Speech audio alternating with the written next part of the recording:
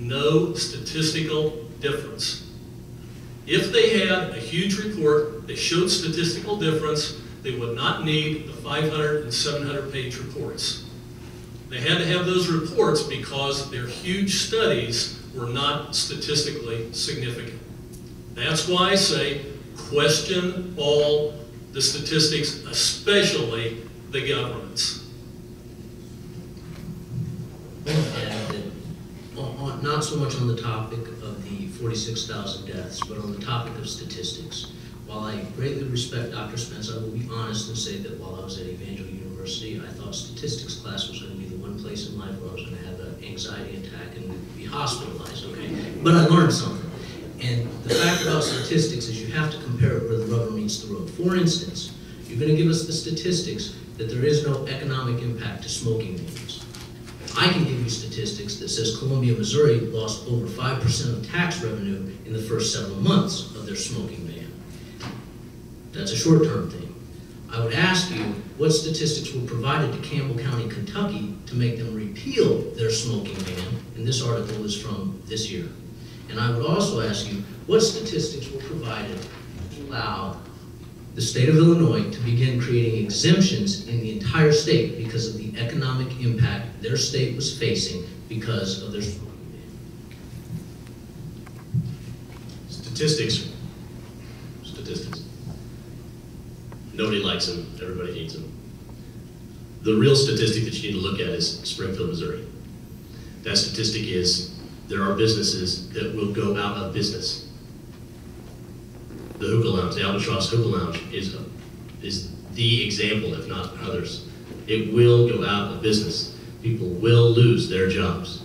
Do you want to be responsible for that? Do you want to go up to that person and tell them, I'm sorry, you can't have a job anymore? Because that's what you're going to do if you vote yes. That's the statistic that you need to be focused on. Any other comment from your team? You start now with this question. Some have suggested that the city attorney has expressed an opinion that there may be a legal difficulty in collecting any fines imposed should this ordinance pass. What is your opinion of that? I would have to say I have no opinion about that because I have not heard that, Dr. Spence. However, I think that since we're bringing up city attorneys, what I will spend part of this time doing is talking to you about some questions I have personally asked the city attorney. I've asked him, if you have an in-home daycare, will you be allowed to go out into your garage with the garage door open and smoke at the edge of that garage? And the answer is no. Not during the daycare being provided, after or before the daycare being provided. I've asked the city attorney exactly what is an enclosed and open workspace. And I specified by asking about over-the-road truck drivers. Well, the way our city attorney interprets the law is that if you're an over-the-road truck driver driving through Springfield, Missouri, it is illegal for you to smoke with the windows up. However, it is legal for you to smoke with the windows down. Ladies and gentlemen, how are we going to enforce this? Do we not have enough things? Do we not have feral cats and sales tax revenue and issues like this to worry about in the city of Springfield rather than whether the window is all the way up or all the way down on an over-the-road truck driver? So, thank you for bringing up the city attorney. He's a good guy. Any other member of your team want to comment? Dr. Redfern's team, some of us have suggested that the city attorney has expressed an opinion that there may be a legal difficulty in collecting any fines imposed should this ordinance pass. Do you have an opinion on that? My understanding of the current opinion is that there's a person that's responsible for tobacco control. The proposed ordinance is complaint driven. Okay, so your truck driver would have to be in the city limits, and there would have to be a complaint file for someone to go after that person. We've asked individuals about whether or not it will cost the city more money, less money to enforce the proposed ordinance, and the answer that we've received is a resounding it will cost less money to enforce, given the fact that this is a complaint-driven ordinance. Anyone else on your team want to make a comment? All right, next question. A reference has been made to revenue production. To what extent will revenues decrease because folks shop outside of Springfield? And we will start with your team, Dr. Everett. To what extent will tax revenues decrease because folks shop outside of Springfield?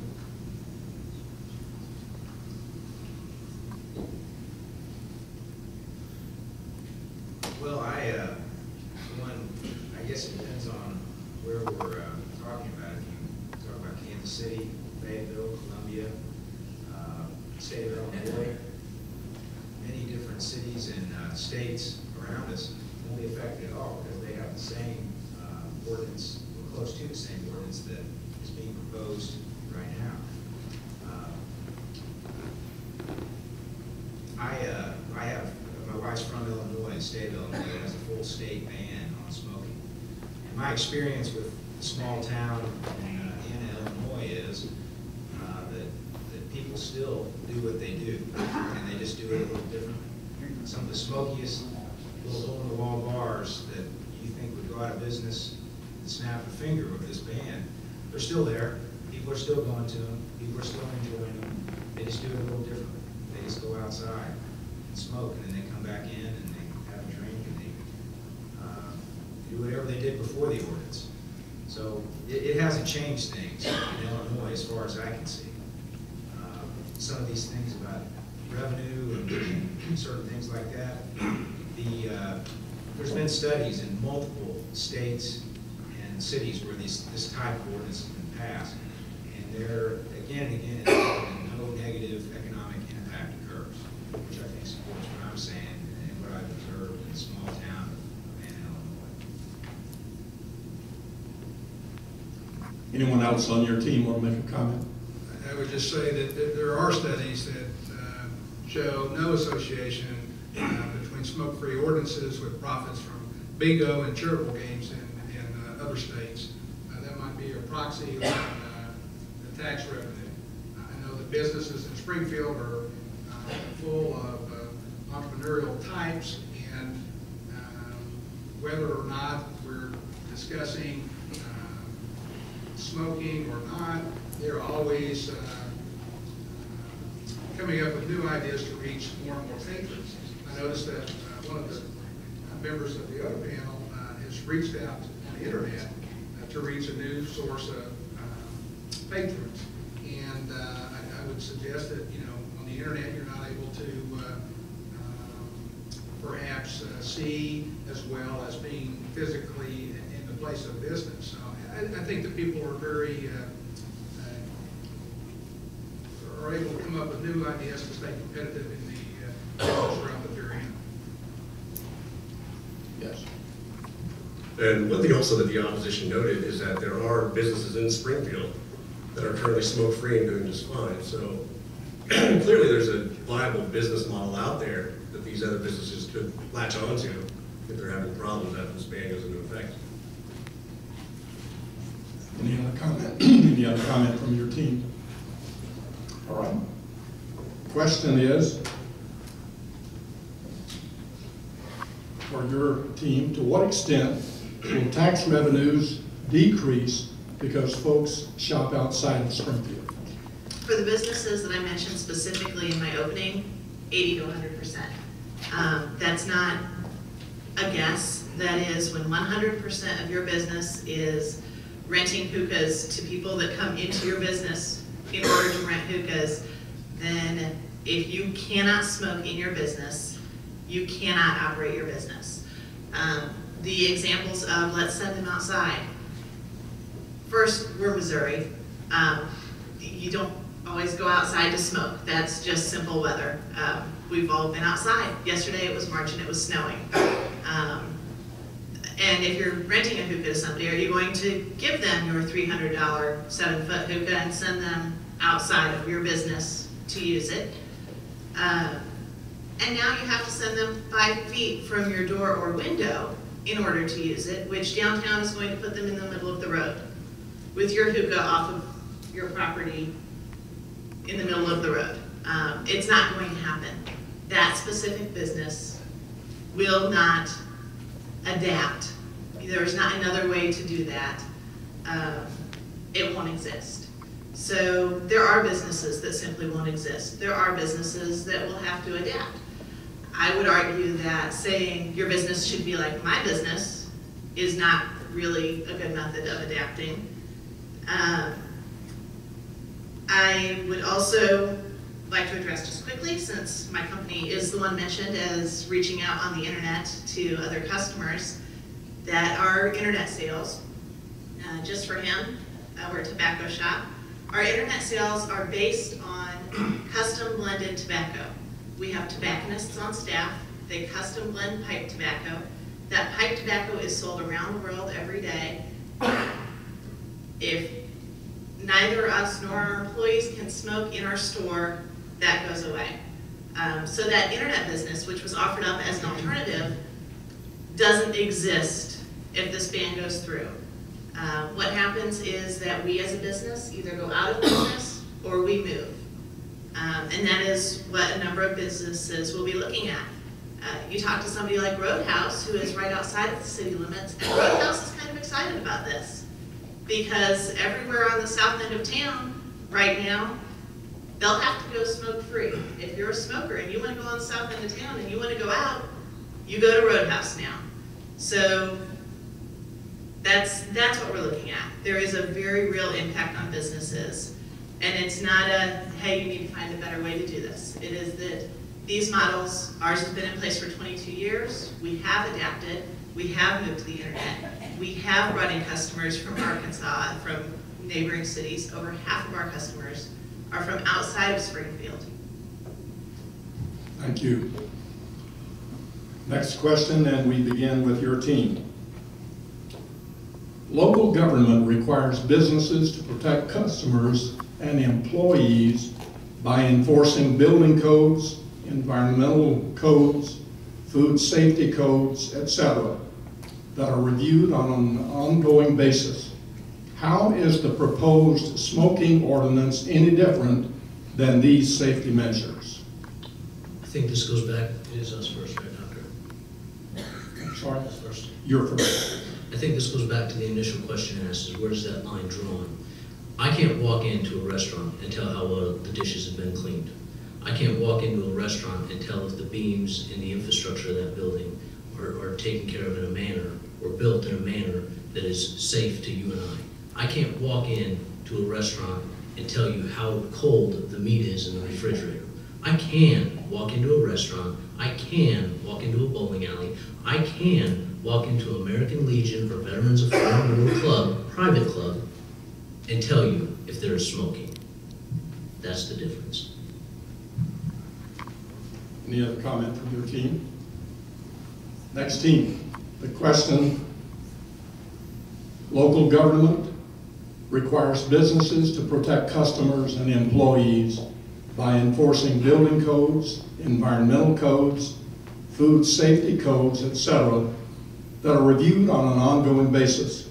How is the proposed smoking ordinance any different than these safety measures?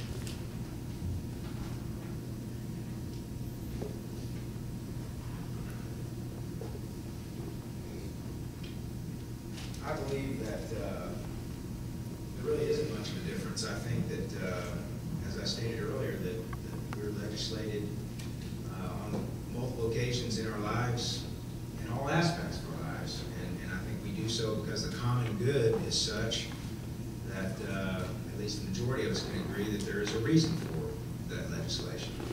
For OSHA to prevent deaths and dismemberment by certain construction and factory processes. I mean, I think we all can agree that's a legitimate honorable goal.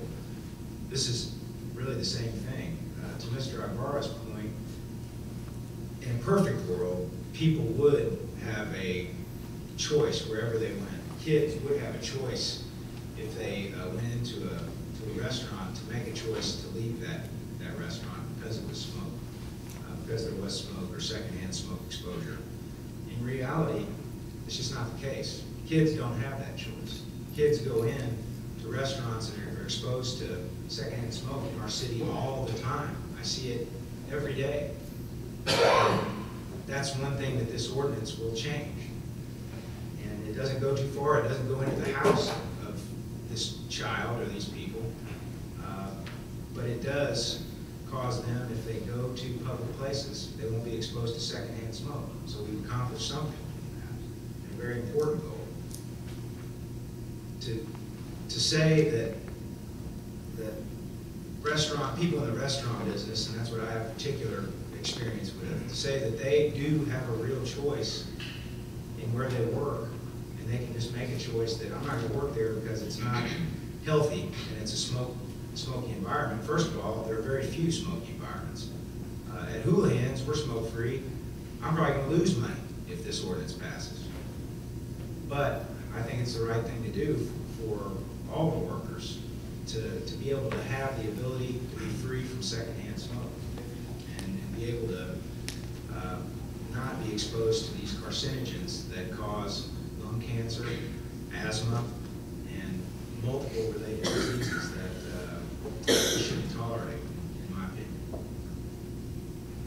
Anyone else on your team? I don't think you're going to lose business, Tim. I think that customers, I know that when I look at a restaurant, it's not so much, I put a lot of emphasis on the service that I get, on the quality of the food that I get, and those are important things.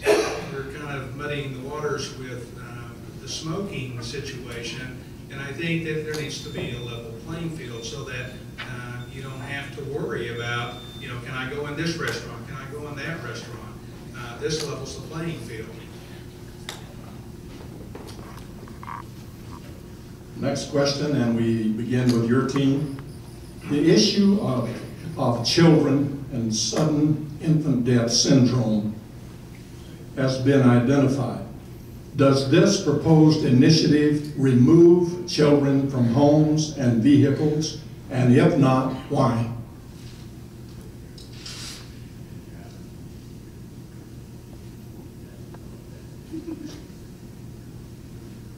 There are certain issues that the home is an environment where parents are responsible for their own family. Okay? Out in the public venue, they're not necessarily responsible for their children. They're limited to places that they can go. This ordinance would allow them the opportunity to go to multiple public venues without fear of exposing their children to carcinogens, without fear of causing potential problems with the increased risk of SIDS that we see in exposure to secondhand smoke.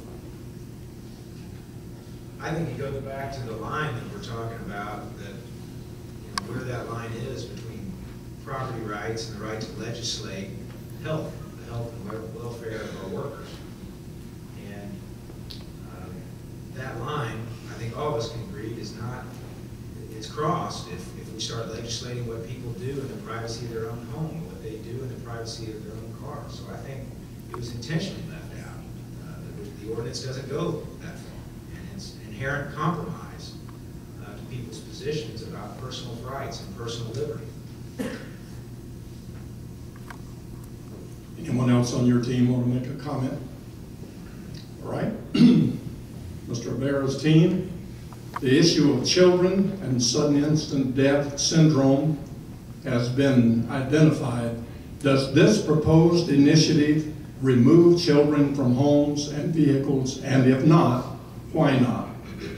Well, I think it's kind of obvious that it completely excludes private residences and cars. So you don't have any SIDS deaths at the VFW post. This completely ignores, even though it says this is one of the reasons we're doing it, you're completely eliminating the primary cause, the primary place where SIDS occurs. I find it amazing that they say, well, a private individual, they have rights inside their home, but the private business owner does not have rights inside their business. If you have property rights, you have property rights, whether it's in a home or a business. To separate the two is can't see why you would separate the two. Property rights are property rights. I just had a brand new baby boy on Friday. He is a healthy boy. We are very excited about him. He hiccups a lot, but we love him anyway. I am not an idiot, and my wife is not an idiot. And we are not going to take our child into an establishment, our baby, into an establishment where smoking occurs. Why would I do that? What the other side is asking is that you vote yes to legislate so that nobody has the choice to do that or not. I mean, it doesn't make sense, right, to take your child into an establishment that has smoking, so don't. You know how many places there are in this city that don't allow smoking or that allow certain times for, bowling alleys allow for non-smoking days? Over 200, is that right? So something along that line. Over 200 businesses in Springfield, give or take, do not allow smoking. And that includes restaurants, that includes entertainment places, like I said, bowling alleys. Don't take your kids to the smoking places, plain and simple. There was an interview done by Clean Air Springfield on KY3, and the spokesperson on that interview said, "I do not have the ability to control the air that I breathe if I'm sitting next to a smoker." To that I say, number one, you can get up and move. Number two, you can ask that person to blow their smoke in another direction. Number three, you walked into that business knowing that they allow smoking. You walked into that business knowing that you take the risk of somebody sitting down next to you and smoking a cigarette. You took that risk. You have the ability as a human being not to take that risk. So don't. Any other comment from this team? Okay. I want to thank all of you who have submitted questions. We're down to our last two cards. This one, I think all of you could appreciate. This is not a question, I just wanted to look busy. So. But this is the last question that we have. And we start with your team here, Mr. Rivera. Is there anything that has been said tonight that you feel needs to be explained or restated? So if you want to confer among yourselves as a team, we'll give you just a few moments to do that. Anything that has been said tonight that you feel needs to be explained or restated, these will be your last statements.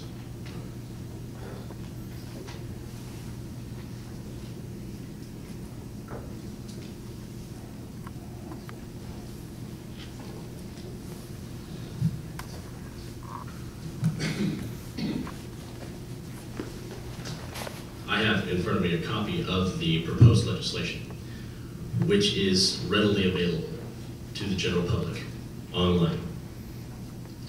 Line 84, letter C, this is in the definitions listing. E-cigarette means any electronic oral device such as one composed of a heating element, battery, and or electronic circuit, which provides a vapor of nicotine or any other substances, and the use or inhalation of which simulates smoking. The term shall include, the rest of it's defining what e-cigarette is. E-cigarettes are included in this ban. Explain to me why. E-cigarettes emit a vapor of water, which provides a vapor of nicotine or any other substances. The nicotine, as far as I've understood it, is extremely negligible. The any other substances don't exist. It's water. What are you afraid of with e-cigarettes? Why include those? And aren't e-cigarettes designed to help people stop smoking?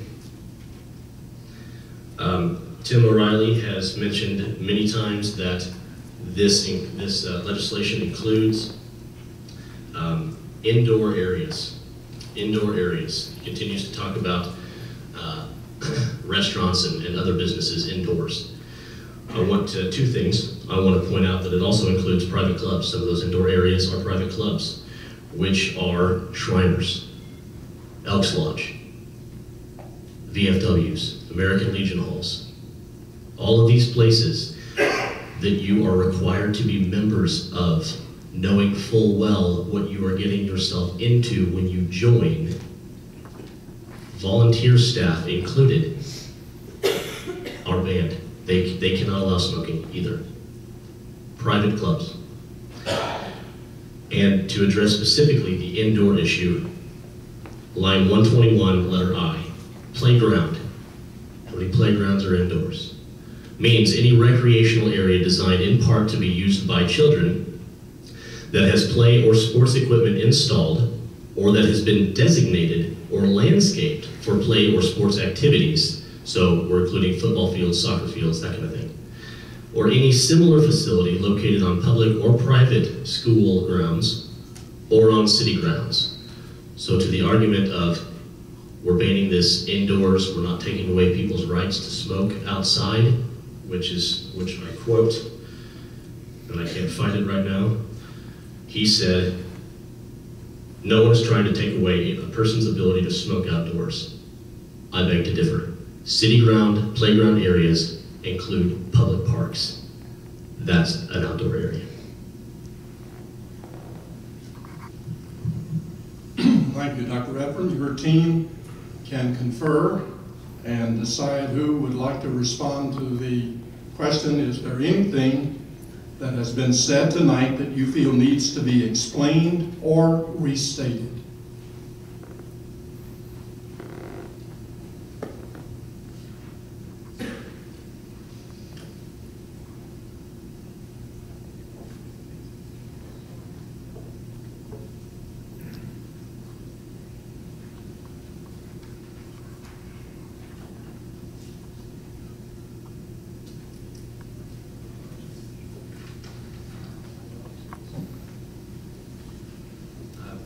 I'd like to address just a couple of short issues. We've all been here for a while, and I think all of us appreciate your interest and patience.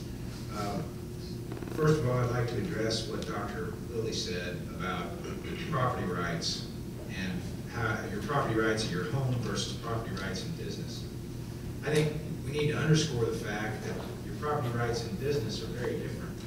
If I invite people to come into my business and I ask them to pay money for services, whether it be in a restaurant or any other type of business, that person's an invitee.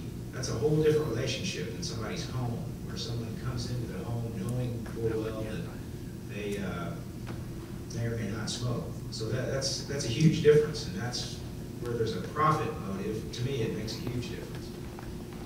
As far as the definition of playground and then playgrounds, I did misspeak there. I assumed, and I still assume, that we all can agree that protecting children is a very honorable issue to try to put in an ordinance. And so I believe the playground involved in this ordinance certainly has its place. The e-cigarette, my understanding of that is that it's extremely difficult, and I know from a restaurant environment, it's extremely difficult to implement any type of an ordinance if you have things that look exactly like cigarettes that are at the bar. And I think this is a proposal that is uniform throughout the United States in these types of ordinances. And so I just go back again, and I think most people probably have already made up their mind on this ordinance, and if they're in favor of it or if they aren't. But I think all the people here, and I think all the people on the panel could agree that if we save even one life, even one child from secondhand smoke, death, or disease, that we've done a very honorable thing with this ordinance. In answer to your question about e-cigarettes, e-cigarettes, if you don't know, are not regulated by the FDA, so we really don't know all of the consequences of using e-cigarettes. But you are very correct, and I'm properly identifying that the vapor contains nicotine. Nicotine, and it's called metabolite, cotinine are found in higher concentrations in children who die of SIDS. I think it's ironic on the panelists who talked about playgrounds, in that you said you certainly wouldn't take your children to a restaurant that smoked or businesses that smoke, but yet you were concerned about not allowing or about disallowing smoking on playgrounds. Thank you very much. I think all of us are deeply grateful to OTC for providing this facility. We thank Dr. Higdon for his hospitality. We want to thank our panel this evening for sharing their perspective. I think all of us can applaud their civility, their willingness to address issues, and identify for all of us those things that they are passionate about. I wonder if we could just give our panel an applause.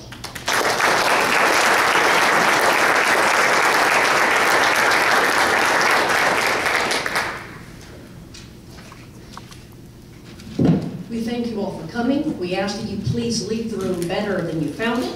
And now that you have all these rock stars up here, feel free to stop by and thank them for their time. Thank you very much.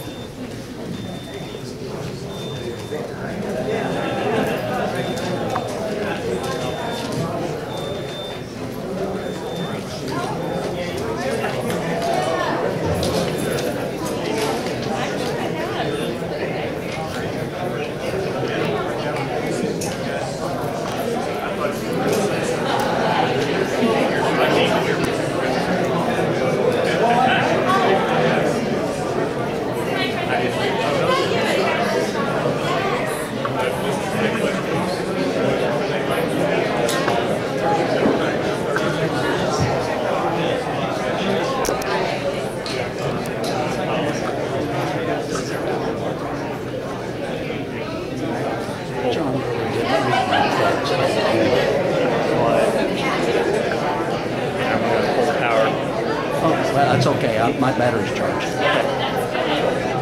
Last week. Somebody's talking about the business inviting over. You don't have to accept. My first thought as soon as I said that was, well, no, you invite people to over to your home. You go somewhere to get something from the business.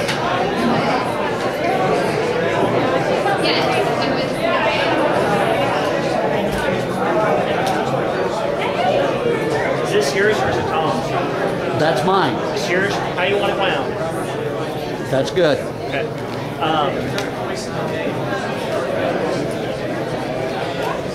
We want to connect that to the laptop, right? Do you want to just take this home and download it on your laptop? Well, I've got the laptop over here. Do you want to do it now? Yeah, let's just do it now. That way I got it.